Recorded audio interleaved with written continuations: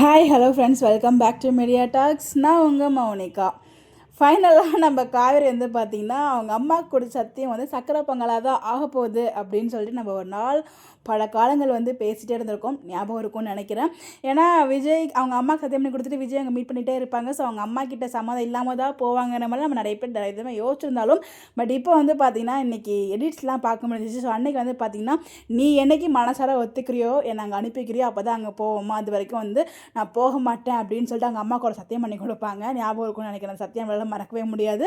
So அதை வச்சு நம்ம நிறைய விஷயங்கள் பேசியிருக்கோம். பட் இன்றைக்கி வந்து பார்த்திங்கன்னா நம்ம காவேரி அவங்க அம்மா கிட்ட சொல்லும்போது நீ தாராளமாக அங்கே போய் வாழ்றே, அது ஓன் வீடு, ஏன் என்கிட்ட இப்போ இவ்வளோ தயங்கி வந்து கேட்டுட்ருக்க அப்படின்னு சொல்லிட்டு அவங்க அம்மா ஒரு பக்கம் சொல்லும்போது நம்ம சைடில் ஃபேன்ஸ் சும்மா இருப்பாங்களா, அந்த வீடியோ இந்த வீடியோவும் போட்டு எடிட்லாம் போட்டு செம்மையாக ஷேர் பண்ணியிருந்தாங்க. அதெல்லாம் பார்க்கும்போது ரொம்பவே ஹாப்பியாக இருந்துச்சு. ஸோ ஃபைனலாக காவேரி அவங்களோட சத்தியத்தை நிறைவேற்றிட்டாங்க.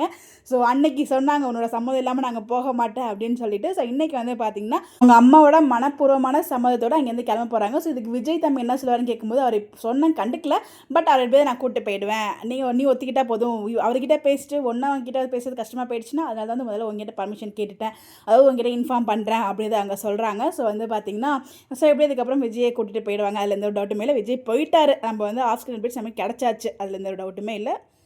ஃபைனலாக இதுலேருந்து என்ன கூற வந்தேன் என்றால் நம்ம காவேரி எப்படி அவங்க அம்மா கொடுத்த சத்தியத்தை காப்பாற்றினாங்களோ அதே மாதிரியே கூடிய சீக்கிரமே தாத்தா கொடுத்த சத்தியத்தையும் காப்பாற்றிடுவாங்க. ஆல்ரெடி காப்பாற்றிட்டாங்க, பட் இருந்தாலும் காப்பாற்றிடுவாங்க அப்கமிங்கில்.